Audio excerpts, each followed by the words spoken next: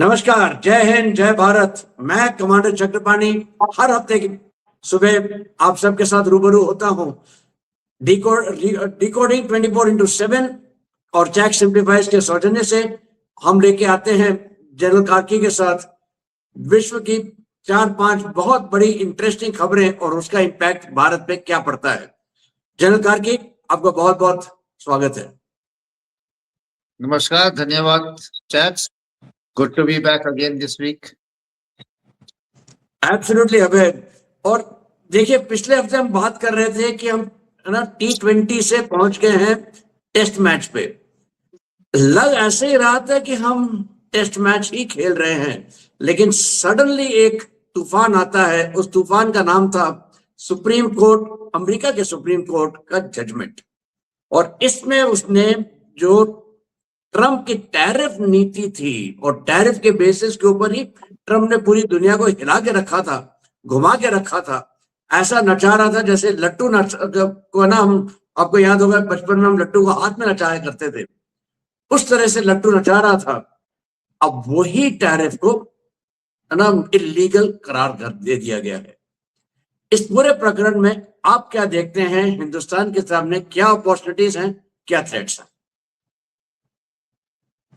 जी, हिंदुस्तान जो था वो ट्रंप के टैरिफ का सबसे ज्यादा बोझ या मार हमको ही पड़ी थी, जो 50% था। 25% रशियन ऑयल लेने के चक्कर में और बाकी 25% जो उसने अलग से लगाया था। और जो लोग शुरू शुरू में जल्दी जल्दी से भाग के डील कर गए थे, उन्होंने उसकी टर्म पे कर दिया था। हिंदुस्तान ने अपनी रेड लाइंस को क्रॉस नहीं करने दिया उसको, यानी कि अपने एग्रीकल्चर और डेयरी को बचा के। लेकिन दुनिया की हालात देखते हुए हमने भी थोड़े कंसेशन उनको दिए थे, और उससे हमारा टैरिफ जो था वो 25% पे उसने ला के रख दिया था, जो कि हमको 18% पे, जो कि हमको ठीक लग रहा था उस समय। लेकिन आज की तारीख में तो अभी जब से कोर्ट का रूलिंग आया, तो वो 18% भी 10% हो गया है हमारे टैरिफ। तो उसमें अभी बात ये आती है कि क्या हमने थोड़ी जल्दबाजी करी? ये जो फ्रेमवर्क है, अभी तक हमने ट्रेड डील साइन तो क्या नहीं है, तो क्या हमने जब ये फ्रेमवर्क वर्कआउट किया था अमेरिका के साथ, अभी हमारी एक डेलीगेशन वहां जाने वाली थी 18 के परसेंट पे, और अभी ये जो आ गया 10% पे, क्या हमारे पास कुछ बार्गेनिंग पावर है कि हम अपने जो पुरानी उनसे हमने जीरो टैरिफ्स उनको प्रॉमिस किए थे, क्या उस पे हम थोड़ा सा डिस्कशन और कर सकते हैं या उनसे और कंसेशन ले सकते हैं? तो ये बातचीत चल रही है। और इसमें दो पहलू हैं। एक पहलू कहता है कि ट्रंप जैसा ईगो और मेगलोमैनियक आदमी जो है, जो कि अभी घायल अवस्था में चिंगार रहा है, ऐसे को अगर आप 18 से फिर 10 की बात करोगे तो उसका कोई भरोसा नहीं, वो कौन सी दूसरी तरफ से आपको फिर वो बैड बुक्स में डाल के तंग करना शुरू करेगा। और दूसरी तरफ ये कहने की बात है कि जब वो टैरिफ ही इलीगल हो गए हैं, तो क्यों ना हिंदुस्तान और बाकी कुछ और देश जिन्होंने शुरू में जल्दीबाजी में साइन कर लिया था, अब ठंडे दिमाग से बैठ के एक कंबाइंड कॉम्बिनेशन में एक उनके साथ प्रपोजल रखे, ताकि आपकी बार्गेनिंग पावर ज्यादा हो। क्योंकि अगर देखा जाए तो ट्रेड एक तरफ है, टैरिफ एक तरफ है, और बाकी international relation, security relation, economic relation, ये दूसरे आयाम में आ जाते हैं एक नॉर्मली अगर देखा जाए। लेकिन क्योंकि ट्रंप ने ट्रेड टैरिफ को वेपनाइज कर दिया था, इसलिए हमारे ऊपर ये बात आ गई थी कि एक उसने उसको पूरा जियोपॉलिटिकल भी ले लिया, और अपनी पर्सनैलिटी डाल के कुछ ऑप्शन दूर में जो हमने उसको क्रेडिट नहीं दिया उसके बौखलाहट में, ये एक एक मर्क्यूरियल पर्सनैलिटी जो ट्रंप है, उसकी एक बैड बुक्स में आने पे आप पे बेवजह से लग रहे थे ये टैरिफ। जो कि उसकी बाकी अगर देखें कांग्रेस है या बाकी जो उनके सोचने वाले थिंक टैंक्स है, वो हमेशा उसको एडवाइस करते रहे कि इंडिया की स्ट्रेटेजिक पार्टनरशिप 25 साल की जो हमने अभी तक फाउंडेशन बनाई है उसको खराब ना करें। तो अब ये जो 10% का टैरिफ आ गया है, क्या इसको हम लेके अपने को कर लें, या इस पे हम आगे बातचीत करें और इस पे नेगोशिएट फर्दर करें अपने बेनिफिट के लिए? ये डिप्लोमेसी पे आता है। डिप्लोमेटिक कोर को काफी काम करना पड़ेगा, और देखिए आगे क्या चलता है। लेकिन ओवरऑल अगर देखा जाए 10% भी हमें तो ठीक ही लगता है। कॉम्पिटिटिवनेस में अब हम बराबर आ गए बाकियों से, लेकिन जहां तक हमारे एक्सपोर्टर्स को है और यूएस इंपोर्टर्स को है, उन पे जो बर्डन है वो बहुत कम हो गया है। जी बिल्कुल सही कह रहे हैं अभय। देखिए, तीन चार चीजें मुझे बहुत दिलचस्प लगती हैं इस पूरे प्रकरण में। सबसे पहली बात तो ये है, देखिए, ट्रंप जो है उसके सामने सबसे बड़ी समस्या है मिड टर्म पोल्स जो नवंबर के महीने में होने वाले हैं। और मिड टर्म पोल्स के लिए उसको कोई ना कोई एक बड़ी चीज दिखानी है कि देखो ये मैं लेके आया हूं और मैं सबसे बेस्ट हूं। इसके पास अपना उसने अपने पूरे जैसे डोमिनोज लाइनअप करते हैं, उसने डोमिनो लाइनअप कर रखे थे। सबसे पहला डोमिनो था गाजा। तो गाजा में बोर्ड ऑफ पीस कर लिया, इसके बारे में हम आगे चल के बात करेंगे। दूसरा था वेनेजुएला। वेनेजुएला को उसने पूरी तरह से अपने कंट्रोल में ले लिया। तीसरा आ रहा था किसी ना किसी तरह से यूक्रेन। यूक्रेन में काफी हद तक सक्सेस मिल रही है, यहां तक कि रशिया ने भी बोलना शुरू कर दिया कि हम डॉलर में वापस आना चाहते हैं। तो सब कुछ अपने उसके हिसाब से चल रहा था। हिंदुस्तान के साथ एक फ्रेमवर्क एग्रीमेंट हो गया, तो उसे लगने लगा होगा कि अब तो मेरी जीत निश्चिंत है। लेकिन ये एक सुर्रा आ गया, तो यहां पे तो एक बहुत बड़ी समस्या है उसके लिए। लेकिन उसके पास विकल्प भी बहुत है, और सबसे बेहतरीन विकल्प मैं अपनी तरफ से बता रहा हूं। देखिए, सुप्रीम कोर्ट ने क्या कहा है, वो कानून जिसके तहत उसने ये टैरिफ लगाए थे, उसको टैरिफ लगाने का प्रावधान उसके पास हक नहीं था। लेकिन एम्बार्गो के ऊपर कोई बात नहीं की थी, और ट्रंप ने यही बात दोहराई है और ये कहा कि मैं डिस्ट्रॉय कर दूंगा नेशंस को, मैं विल डिस्ट्रॉय नेशंस, मैं एम्बार्गो लगा दूंगा। एम्बार्गो का मतलब ये कि कुछ भी वहां से नहीं आएगा। तो एक तो ये है उसके पास हथियार।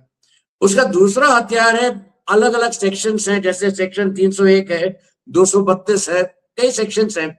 301 के ऊपर वैसे ही उसने चाइना के ऊपर टैरिफ लगा रखे हैं, जो उसके लिए समस्या है चाइना के लिए। वहां पे 35% तक टैरिफ लगे हैं। 232 पे स्टील और एल्यूमिनियम के नाम पे हमारे ऊपर भी टैरिफ है, ये तो वहीं का वहीं रहेंगे। लेकिन अच्छी बात यह है कि तकरीबन तकरीबन 55 से 60% हमारे जो एक्सपोर्ट हैं वो जाएंगे वापस जीरो टैरिफ के ऊपर।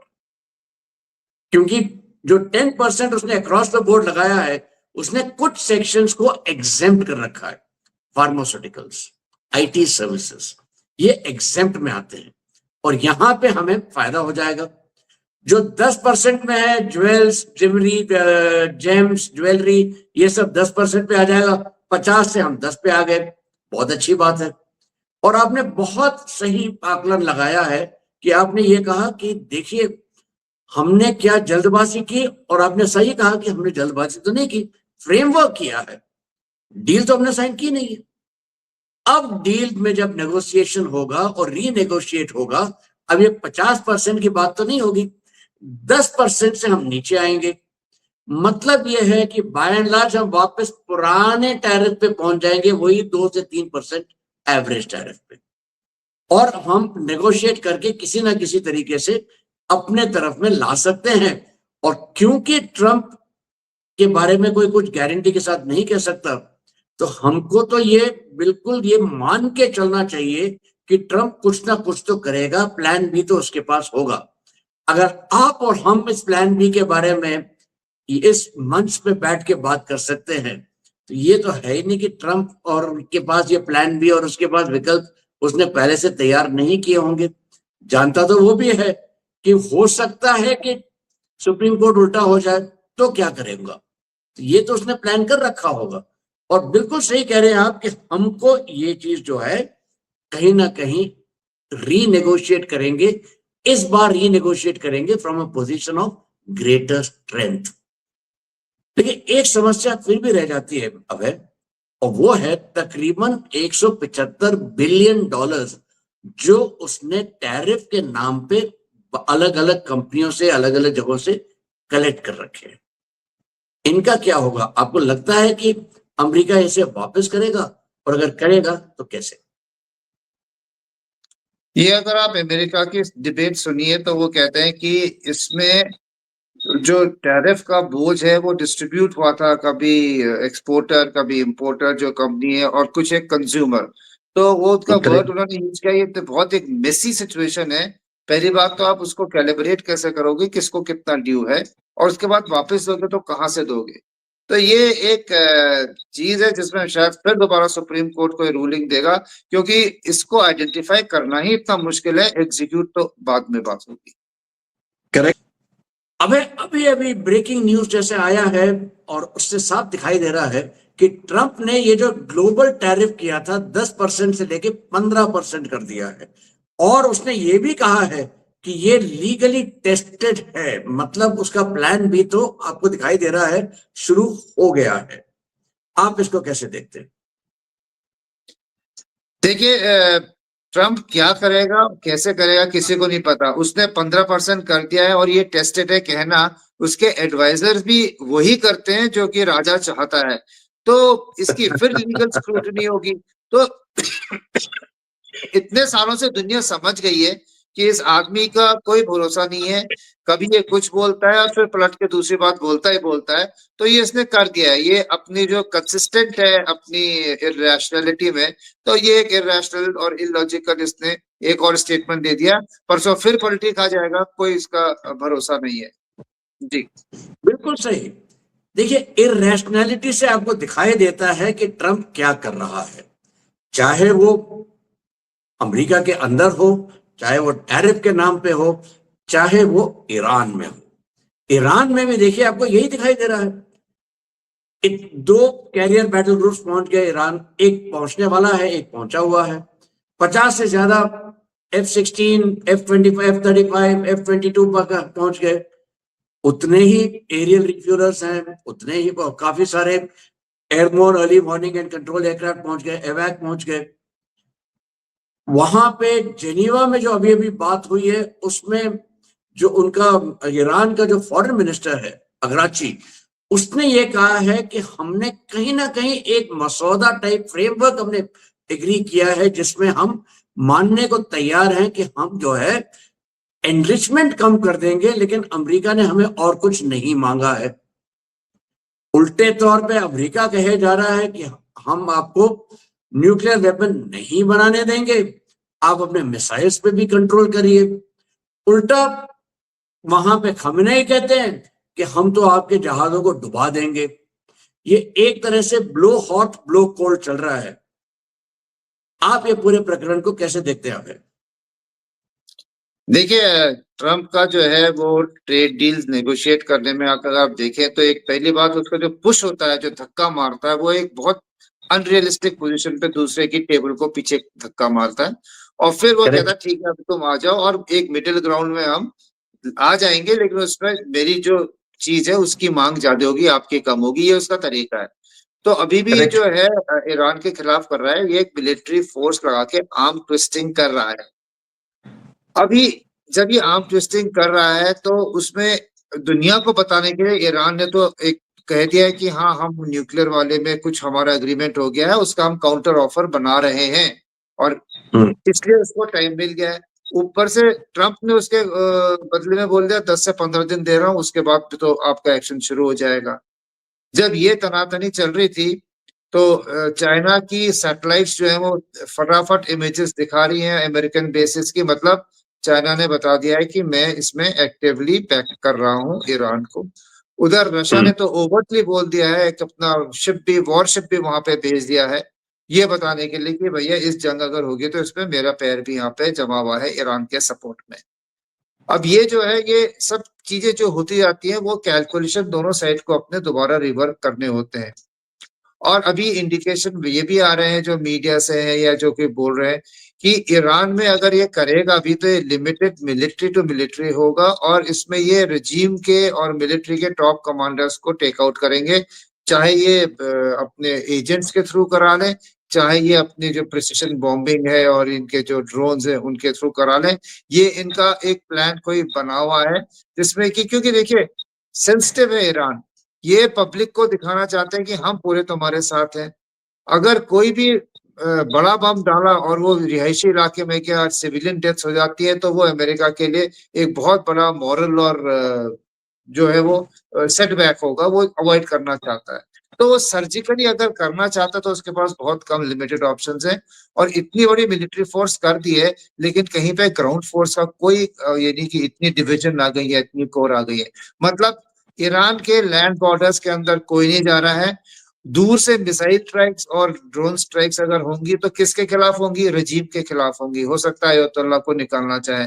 तो ये जो कन्वेंशनल वॉर का भी एक एरियल एस्पेक्ट होगा, इसमें प्रिसिशन स्ट्राइक्स होंगे, कोवर्ट ऑपरेशंस होंगे, और एम रहेगा आईआरजीसी, मिलिट्री टॉप ब्रास, या उनकी वॉर फाइटिंग कैपेबिलिटी, या फिर उनकी पॉलिटिकल लीडरशिप। ये टारगेट रहेंगे ज्यादा। इसमें बम धम धमाके आपको कम दिखेंगे। दूसरा, ईरान की तरफ से अगर देखो, उसने मेरे ख्याल से इशारा कर दिया कि न्यूक्लियर में मैं तब भी थोड़ा बहुत आपके साथ देख लेता हूँ, क्योंकि वैसे भी तो उसका फैसिलिटी पूरी उन्होंने उड़ा दी है। दूसरा, जो मिसाइल है वो नॉन निगोशिएबल है, क्योंकि जो 10 डे वॉर के साथ हुई थी इसराइल के साथ, अभी इसके पास काबिलियत आ गई है कि अगर इसराइल कुछ करता तो तेल अवीव पे भी बड़ी अच्छी तरह से मिसाइलों से अटैक करके उसको नुकसान पहुंचा सकता है। तीसरे इसके प्रॉक्सीज हमास, हुती और हिजबुल्लाह। हमास तो हो गया खत्म। हिजबुल्लाह को मेरे ख्याल से अभी काफी कुछ न्यूट्रलाइज कर दिया है इसराइल ने। हूथीज जो है वो अभी अपने लोकल वॉर में भी काफी, अभी सऊदी और यूएई के बीच में जो चल रहा है उसमें ये भी थोड़े एंगेज रहेंगे, लेकिन इनको ये छोड़ेगा नहीं। अगर ये कॉम्प्रोमाइज करेगा तो सिर्फ अपनी न्यूक्लियर पे करेगा, मिसाइल इंटैक्ट रहेगा, और इसके जो प्रॉक्सीज हैं वो वैसे भी काफी जो है वो कमजोर हो चुके हैं। उनके ऊपर वो कुछ करे ना करे, वो मेरे ख्याल से इजराइल हिजबुल्लाह को भी न्यूट्रलाइज कर ही लेगा। जी राइट। देखिए, आपने बहुत सही पकड़ा है। मतलब पानी के जहाज हैं, वॉरशिप्स हैं, एयरक्राफ्ट कैरियर हैं, मिसाइल डिफेंस है, लेयर्ड मिसाइल डिफेंस है, एयरबोर्न अर्ली वार्निंग है, एयरक्राफ्ट हैं, ट्रुप्स नहीं है। ट्रुप्स नहीं है का मतलब यह है, जैसे इराक में जब हुआ था, जब सद्दाम हुसैन को निकालने के लिए बात हुई थी, तो उसने ट्रुप्स का बहुत बड़ा जमावड़ा इकट्ठा किया था ताकि वो लैंड अटैक कर सके। इस बार वो जमावड़ा नहीं है। मतलब यह है कि जो भी होगा लैंड बेस्ड अगर होगा तो माइनर इंसर्शंस हो सकते हैं, छोटी मोटी, कोई एक स्पेसिफिक टारगेट को निकालने के लिए, लेकिन अटैक उस तरह से नहीं होगा। इसमें देखिए, कभी कभी मुझे लगता है, जरा सा ध्यान धरिए, 1 महीना पहले की बात है अंदाजन, जब सडनली ईरानियन जो उनका रियाल है उसकी कीमत गिरी थी और 1.5 मिलियन रियाल बन गया था $1। उसके बाद जब पूरी की पूरी आवाम जो है सड़कों पे आ गई थी, उसको उसने काफी हद तक अब कंट्रोल कर लिया है। आपको नहीं लगता एक और ऐसा फॉरेन करेंसी के ऊपर स्पाइक अगर आता है, फिर से आवाम आ जाएगी जमीन रास्ते पे, और ये एक बहुत सुनहरा मौका मिल जाएगा रिजीम चेंज इफेक्ट करने के लिए। रिजीम चेंज में भी मेरा अपना मानना यह है कि खमेनी निकल जाएगा। हो सकता है कोई और मुल्ला को वहां पे बैठा दे, क्योंकि दूसरा तो कोई है नहीं। तो ये रिजीम चेंज, खमेनी को निकाल दिया, खमेनी के लड़के को निकाल दिया, और उसको कहेगा देखिए मैंने रिजीम चेंज कर लिया। और इसके पास सबसे बड़ा, सबसे बेहतरीन टट्टू है पाकिस्तान। जैश ए अदल का आपको याद ही होगा, उसने उन्हीं के आदमी भेजे थे ईरान में गदर करने के लिए। ये पकड़े भी गए थे कई लोग कि $50-50 में जाके वहां पे ईरान में प्रोटेस्ट करके आ रहे थे। आपको क्या लगता है, क्या इसकी संभावना है? देखिए, ये तो गिवन है कि जब वो अपने मिलिट्री ऑपरेशंस करेगा तो वो दोबारा सिविलियन इंटरेस्ट को रीवाइटलाइज करके उनको स्ट्रीट पे लाएगा। लेकिन अगर 30,000 जो बता रहे हैं और 30,000 बता रहे हैं डेथ्स अमेरिका के साइड से, 3,400 बता रही ईरान, तो बीच में आप लगा लो 10-12 हजार अगर लोगों की डेथ हो चुकी है, कितने लोग दोबारा अभी जिनके घरों में मातम हुआ है, ये हुआ है, कितने लोग दोबारा स्ट्रीट पे आएंगे और उनको कितना भरोसा है कि अमेरिका आएगा, क्योंकि अमेरिका ग्राउंड में ट्रुप्स कमिट नहीं कर रहा है, ये इनको भी यूक्रेन की तरह उकसा के कहीं गायब ना हो जाए। तो अभी करेक्ट। लोगों में, और जो इसके आप बता रहे जो पेड कार्डर्स थे और जो थे, उनको काफी इन्फिल्ट्रेशन करके जो एजेंट्स थे, काफी को आइडेंटिफाई करके भी मार चुके हैं ईरानी फोर्सेस। तो इस बार जो अगर प्रोटेस्ट होगा भी, वो उस लेवल का नहीं होगा जो कि तब हुआ था। और ये कोशिश इनकी रहेगी, मिलिट्री ऑपरेशंस इनके हाथ में, स्ट्राइक्स इनके हाथ में है, जो आप बोलते एसएफ इंसर्शन इनके हाथ में है। लेकिन जनता कितनी बाहर आके उस मोमेंटम को करके टॉपल कर सकती है, ये देखने वाली बात है। क्योंकि जैसे आपने बोला और मैंने भी बोला था, रजीम तो नहीं बदलेगी, रजीम के काम करने का तरीका बदल सकता है। उसमें बिल्कुल जो ये खूंखार लीडर्स है उनको निकाल के थोड़े से जो सॉफ्ट लीडर्स हो या मॉडरेट लीडर्स हो, उनके आने की उम्मीद अमेरिका कर सकता है। जी। राइट। अब ईरान में तो हमने बात कर ली पाकिस्तान की। अब सवाल ये बनता है कि पाकिस्तान ने अमेरिका में जाके बोर्ड ऑफ पीस में बैठे हुए थे शहबाज शरीफ, पहली रो में भी नहीं थे, सेकंड रो में थे। सेकंड रो में उनके सामने जो बैठे थे वो थे वांगा साहब, वर्ल्ड बैंक के लीडर। यहां तक कि फीफा के जो चेयरमैन है वो भी उनके आगे पहली रो में थे और शहबाज शरीफ पीछे। एक तरह से ये बेइज्जती हुई पाकिस्तान की। राइट। आप इस बेइज्जती को कैसा देखते हैं? और इसके साथ साथ जरा दृष्टि डालिए, कुछ महीने पुरानी कहानी है, नवाज ये शहबाज शरीफ और मुनीर गए थे अमेरिका। मुनीर के पास एक छोटा सा सूटकेस था, ब्रीफकेस था। ब्रीफकेस खोल के उसने दिखाया कि सर ये देखिए रेयर अर्थ, एक सेल्समैन की तरह। और रेयर अर्थ का जो पैक सिलिका बना है रेयर अर्थ के लिए, इनटू ये सुनिश्चित करने के लिए कि रेयर अर्थ के ऊपर चीन का दबदबा जो है उसको कम किया जाए, उसमें पाकिस्तान हिस्सा नहीं है। बल्कि हिंदुस्तान को बुलाया गया, हिंदुस्तान ने वहां पे मेंबर साइन भी किया, और इस बोर्ड ऑफ पीस में हिंदुस्तान पहुंच गया था एज ऑब्जर्वर। तो ये पूरा प्रकरण आप कैसे देखते हैं, क्या चल रहा है यहाँ पे? ठीक है, ये दो चीजें हमने बात की है, बोर्ड ऑफ पीस और पैक्सिलिका, और दोनों में पाकिस्तान की जो भूमिका रही है, दोनों में भूमिका। उसको एक में साइडलाइन किया है और एक में उसको इंक्लूड ही नहीं किया है। तो जहां तक correct. Gaza board of peace का है, वो तो आपने क्लियरली बता ही दिया है। इसके अलावा उन्होंने जब बात कर रहे थे, ट्रम्प ने शहबाज शरीफ का नाम लेके बोला कि खड़े हो जाओ, वो खड़े हो गए और खड़े होके मोदी की तारीफ करने लग गए, और ये फिर उसको मुझे बोला अपने बैठ स्कूल जाओ। डेज की याद आती है जब टीचर कहते थे स्टैंड अप। हाँ, और स्टैंड अप हो गए और खिसिया के खड़े हो गए और खिसिया के वो बैठ गए। तो ये तो इस देश की हैसियत है। और उसने बोर्ड ऑफ पीस में भी कहते हैं, पहले बात तो इन्होंने हर सोल्जर भेजने के लिए $10,000 की बात की।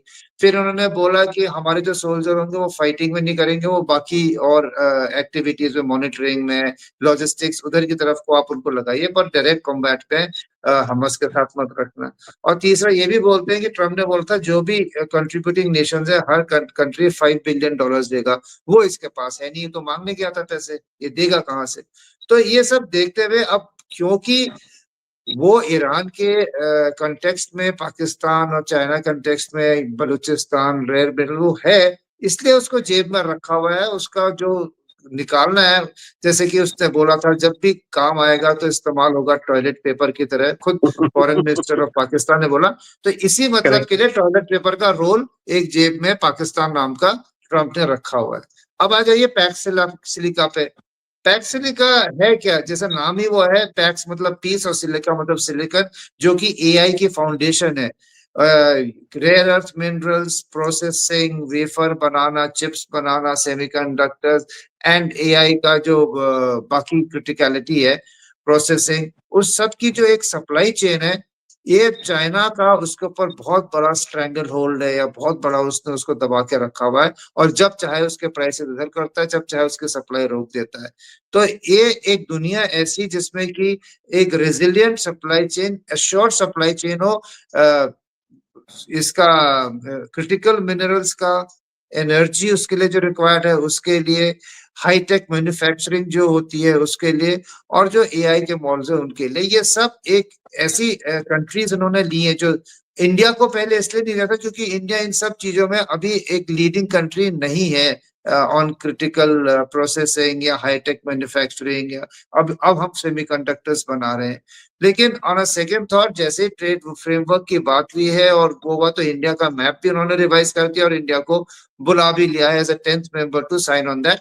और ये गोर के आने के बाद ही हुआ है, जो हमारे एम्बेसडर आया है यूएसए से। और ये एक ठीक बात भी है क्योंकि आने वाले समय में जिस हिसाब से इंडिया ने अपना फोकस दिया है on AI, on semiconductors, on critical minerals, अभी बोलते हैं कि महाराष्ट्र में इतना ज्यादा है, उनकी प्रोसेसिंग, ये सब कुछ होते हुए अपने 5-10 साल में इंडिया बिग लीग में होगा। और वो एक ऐसा लिंक है जो इग्नोर नहीं कर सकता। तीसरा, जब चाइना ही अगर उसका कंटेंडर है और चाइना में आपके सारे अंडे पड़े हुए हैं, तो थोड़े अंडे अगर बाहर लाके आपको किसी बड़े देश में रखने हैं तो नेक्स्ट पावर इज इंडिया। इन सब के लिए इंडिया एक सेफ पेट है, और ये इंडिया के लिए अच्छा भी है कि वो पैक्स सिलिका में जाके साइन करके आ गया। पाकिस्तान ने बस अपनी वो अटैची दिखाई, बंद की और उसको वहीं पर रख दिया क्योंकि उसके पास कोई कैपेबिलिटी, ना उसके पास टैलेंट पूल है, ना उसके पास एनर्जी है, ना उसके पास सेमीकंडक्टर के कुछ वेफर टेक्नोलॉजी कुछ है ही नहीं। अगर बलूचिस्तान चाहिए, जब हम बात कर रहे थे, बलूचिस्तान से अमेरिका डायरेक्टली बात कर लेगा। वो जो चल रहा है पूरा उसका इंडिपेंडेंस का, ये वो लॉन्ग टर्म प्लानिंग मेरे ख्याल चल रही है। और जो सिग्नेटरीज है बाकी देश, उनके पास काफी कुछ रेयर अर्थ और क्रिटिकल मिनरल्स हैं। तो ऐसी क्रिटिकलिटी है नहीं कि पाकिस्तान को जबरदस्ती लेके आ जाए। बिल्कुल सही। और अगर हमने हीरा मंडी की बात की है तो पन्ना मंडी की भी बात होनी जरूरी है। वो है बांग्लादेश। बांग्लादेश में तख्ता पलट गया, नई सरकार आ गई। तारिक रहमान ने आते ही बहुत सी अच्छी अच्छी चीजें कही हैं। वो ना जमात के लीडर के घर भी गए, उधर एनसीपी के लीडर के भी घर गए, दोस्ती वोस्ती का हाथ बढ़ाया। लेकिन जमात वापस आ गया स्ट्रीट के ऊपर ये कहने के लिए कि आपने जो रेफरेंडम था उसके बेसिस के ऊपर आपने शपथ नहीं ली, आपने सिर्फ मेंबर ऑफ पार्लियामेंट ली, इसलिए हम नहीं मानते इसको। उल्टी तरफ आप देखिए, यूनुस गायब हो गए, चले गए। जाते जाते रहता फैलाया, वो अपनी जगह है। लेकिन इंटरेस्टिंग बात यह है कि दो स्टैटिस्टिक्स आपको बताता हूं। एक, 600 करोड़ बांग्लादेशी रुपए के जो उनके ऊपर टैक्स लायबिलिटी थी वो उन्होंने जीरो कर ली, मतलब फायदा कर लिया अपना। दूसरा, जो बांग्लादेश के ऊपर टोटल लोन्स थे वो तकरीबन 3 लाख करोड़ थे जब यूनुस मियां आए। अब जब यूनुस मियां जा रहे हैं, ये जो आपके जो लायबिलिटी है ये दुगनी नहीं, तिगनी नहीं, 4 गुने से भी ज्यादा हो गई है।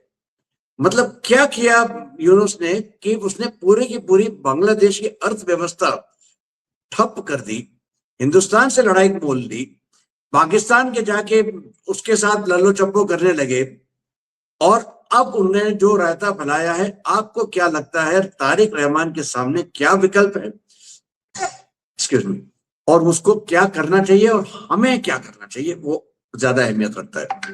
अबे देखिए, ये एक विडंबना भी है और बांग्लादेश की बैड लक भी है कि एक आदमी हवाई जहाज से आया, 1 साल उसने देश का पूरा स्टैंडिंग खत्म किया, उसकी इकोनॉमी खत्म की, उसकी पॉलिटिक्स खत्म कर दी, उसका सारे सिस्टम। अभी कहते हैं वो जो स्टूडेंट्स है वो भी यूनिवर्सिटी ऑफिस जा ही नहीं रहे, वो एनसीपी वाले, वो 1 साल से वो चौराहे पे खड़े होकर ट्रैफिक को डाइवर्ट कर रहे हैं या फिर कहीं गुंडागर्दी कर रहे हैं जो एनसीपी वाले हैं, और यूनिवर्सिटीज अभी चल ही नहीं रही है।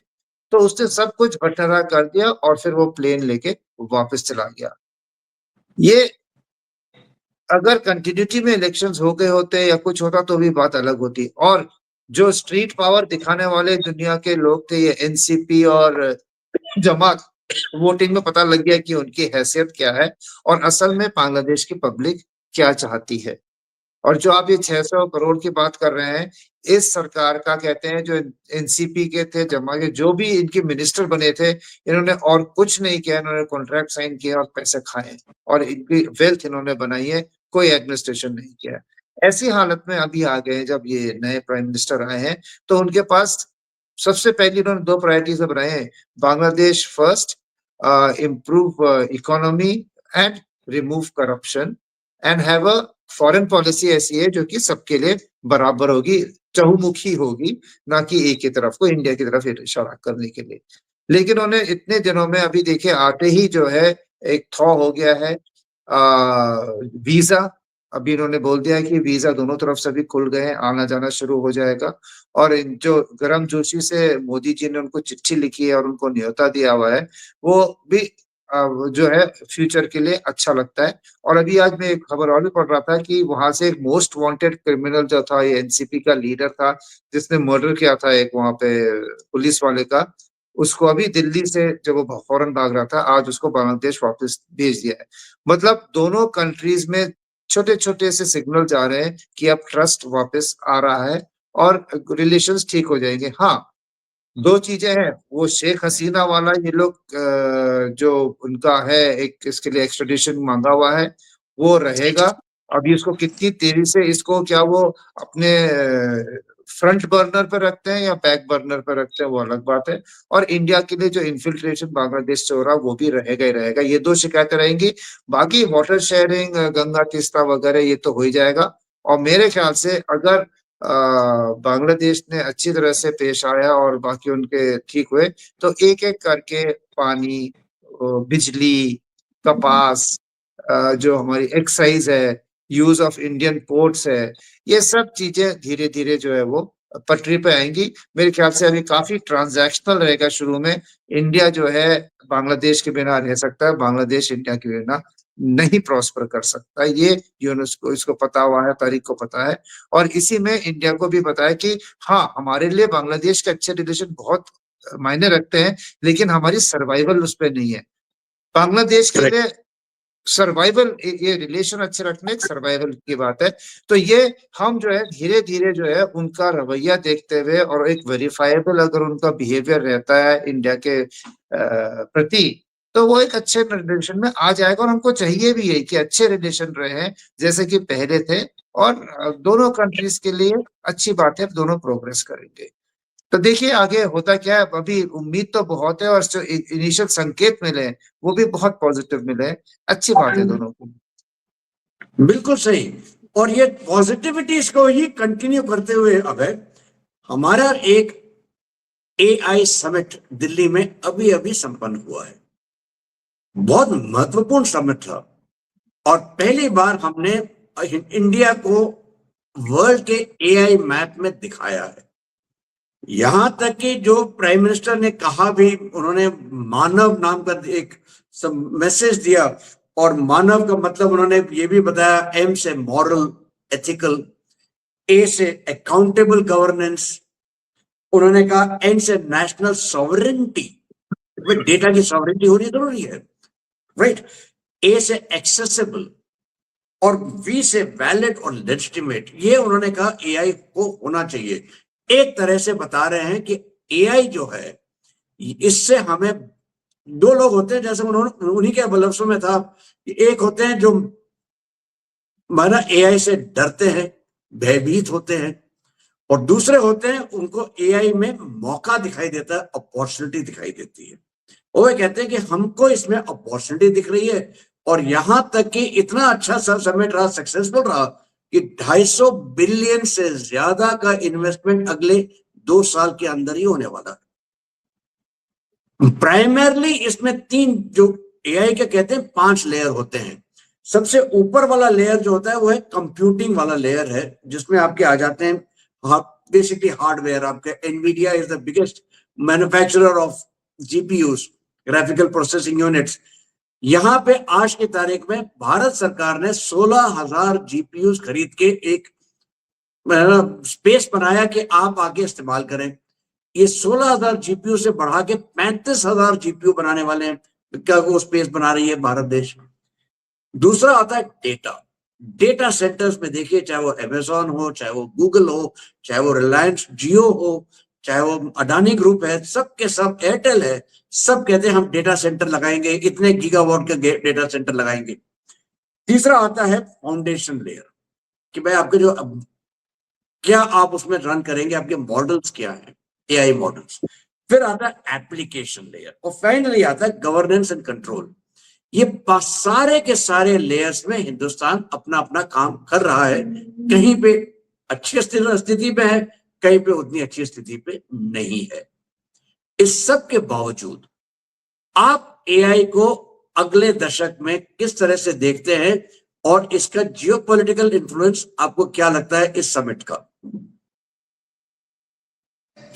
देखिए, इंडिया एआई के मामले में देखे तो एक लेट स्टार्टर रहा है, और अभी जो है पिछले 5-6 साल से हमारा जो फोकस रहा है गवर्नमेंट का, वो थोड़ा बहुत अब दिखने लगा है, क्योंकि इसमें काफी इन्वेस्टमेंट बोथ टैलेंट का, नॉलेज का और हार्डवेयर का, ये तो रिक्वायरमेंट है ही है। और एक ये है कि क्योंकि हम लोग फ्रंट रनर नहीं थे, हमें फॉरेन इनपुट्स इसमें काफी चाहिए थे, कोलैबोरेशन चाहिए थे, जो कि अभी होने लगे हैं। जीसीसी आने लग गए, हमारे डेटा सेंटर सेटअप हो रहे हैं, हमारे 2 नैनो चिप्स वाले सेमीकंडक्टर प्लांट्स अभी आने शुरू हो गए हैं। और इसके अलावा जो एआई का टैलेंट पूल है इंडिया में, वो तो कोई डिनाई कर ही नहीं सकता कि जिस हिसाब से हमारे इंजीनियरिंग टैलेंट पूल है, ये सीधे से एआई के लिए वर्ल्ड वाइड हेल्प होगा। और जो हमने ये मॉडल प्रस्तुत किया है मोदी जी ने, जैसे कि हमारा यूपीआई है, कि ये कोई कॉर्पोरेट कंट्रोल प्रॉफिट मेकिंग वो नहीं रहेगा, बल्कि इसको डेमोक्रेटाइज करके मानव, मतलब कि हर एक के लिए, ये जो इंडिया जाना जाता है जिसके लिए, कि इंडिया का मॉडल ही अलग होता है हर चीज का, कि वो पॉपुलेशन के लिए होता है, स्केल होता है, और उसमें गवर्नमेंट का हाथ होता है, ताकि कोई पूंजीपति या कोई एक कॉर्पोरेशन जो है इतना पावरफुल ना बन जाए कि वो कई देशों की गवर्नमेंट्स की भी ना सुने। जैसा कि हमने देखा है ये पीछे गूगल का और यूट्यूब का, एक्स का जो किस्से थे, जहां पे कि मल्टीनेशनल ये जो मीडिया हाउसेस थे, ये they were more powerful than the countries themselves, और कंट्रियों की सुनते नहीं थे, सॉवरेन नेशंस की। तो ऐसे में जो मॉडल हमने एआई का डाला है वो सबको भाता है। और क्योंकि चाइना आज की तारीख में एक वर्ल्ड लीडर है, और जो अमेरिका या फ्री वर्ल्ड को चैलेंज कर रहा है, तो ऐसे में ये भी जरूरी था कि इंडिया अपने को पोजीशन करे, जैसे मैंने पहले भी बताया था, पैक्स सिलिका में एक ऐसी जगह पे पोजीशन करे कि वो एक ऑल्टरनेटिव है, एक ट्रस्ट। ट्रस्ट का मतलब है, और एक रिस्पॉन्सिबल नेशन की तरह से हम बोलते हैं कि आप यहाँ जाइए, आप काम करिए, आपका जो बनता आप ले जाइए, जनता का भला कीजिए, ना कि पैसे बनाइए। और इस मॉडल पे ना तो हम आपसे पैसे बनाएंगे, ना आपको हम बनाने देंगे। तो ये मॉडल अभी दुनिया में जो है वो एक जड़ पकड़ रहा है हर चीज के लिए, और एआई में भी ये अच्छा रहेगा। अगले 5-10 साल में इंडिया जो है, अभी अपने को थर्ड हम कहीं मानते हैं, तो वो पोजीशन हमारी अच्छी होती ही जाएगी। और वेस्ट के साथ हमारा लिंक ज्यादा अच्छा होगा, वेस्टर्न हेमिस्फीयर। चाइना के साथ इस चीज में लिंक नहीं होगा। तो हम जो पैक्स सिलिका में जो हमने बॉन्डिंग बनाई है, जिस एसोसिएशन में हम गए हैं, उसी के थ्रू हमारे एआई का जो फ्यूचर वो लिंक्ड है, जो कि मेरे ख्याल से ठीक है। एक ट्रस्ट वर्दी, जिनके साथ पहले भी काम किया हुआ है, और जिनके साथ हमारी बाकी डीलिंग्स और शेयरिंग है। चाइना के साथ तो सिर्फ हम सीधा साधा ट्रांजैक्शन इम्पोर्ट एक्सपोर्ट है। तो जहाँ के साथ हमारे स्टूडेंट्स जाते हैं, पढ़ते हैं, हमारी यूनिवर्सिटीज में लोग आएंगे, तो ये हमारे लिए अच्छा रहेगा, हमारे फ्यूचर ऑफ एआई के लिए। बिल्कुल सही। अबे बिल्कुल, हमने है ना आज बहुत अलग अलग टॉपिक्स के ऊपर ध्यान दिया है, लेकिन एक थ्रेड सबके भी साथ चल रहा है, और वो है चाइना। चाहे वो अमेरिका हो, चाहे वो भारत हो, चाहे वो यूरोप हो, सबके सबको साफ दिखाई दे रहा है कि एक ऐसा देश है जिसको, जो वर्ल्ड ऑर्डर को अमेरिका थ्रेटन कर रहा है, वो अपनी जगह पे है, लेकिन चाइना भी बहुत ज्यादा थ्रेटन करता है अपने ग्लोबल गवर्नेंस मॉडल के। इसका मतलब ये है कि चाइना ही सब कुछ करेगा, और इसीलिए चाइना जो है टारगेट है अमेरिका का। और अमेरिका जो भी कर रहा है वो चाइना को टारगेट करके ही कर रहा है। चाहे वो वेनेजुएला में तेल बंद कराया, या अब ईरान में अगर चाइना का तेल बंद नहीं करेगा, कहेगा कि आप मार्केट प्राइस पे खरीदिए। उधर रशिया को इन्फ्लुएंस करने की कोशिश कर रहा है कि आप हमारे साथ डॉलर में आ जाए। चाहे वो पाकिस्तान हो, चाहे वो ईरान हो, वहां पे भी तो यही चीज चल रही है।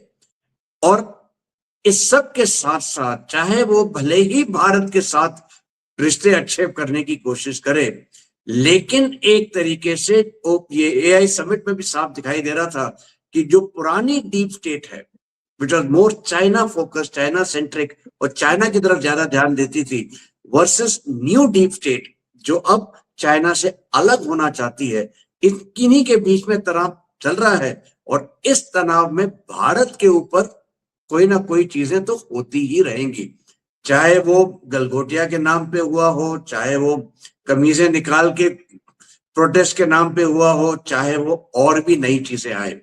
इस सब में एक चीज का हमें विशेष ध्यान रखना है और वो है हमें अपने हाफ फ्रंट के ऊपर अंकुश जरूर रखना पड़ेगा, लेकिन हाफ फ्रंट के साथ साथ हमें जो दो फ्रंट हैं उन्हें नहीं भूलना। और उसके लिए हमें आत्मनिर्भर होना बहुत अनिवार्य है। हमारे डिफेंस एक्सपेंडिचर इस बार जरा सा बड़ा है, लेकिन मुझे आशा करता हूं कि ये और भी ज्यादा हो। और यहाँ पे देखिए, चाहे वो राफेल 114 नए आ रहे हैं या Su-57 की बात हो रही है, चाहे वो AMCA की बात होती है, इन सब में हमें देखना चाहिए हमारे लिए क्या सबसे अच्छा होता है। हमेशा भारत फर्स्ट। बहुत बहुत शुक्रिया अभय। ये थी खबरें इस हफ्ते तक। इंतजार कीजिए अगले हफ्ते तक। जय हिंद, जय भारत।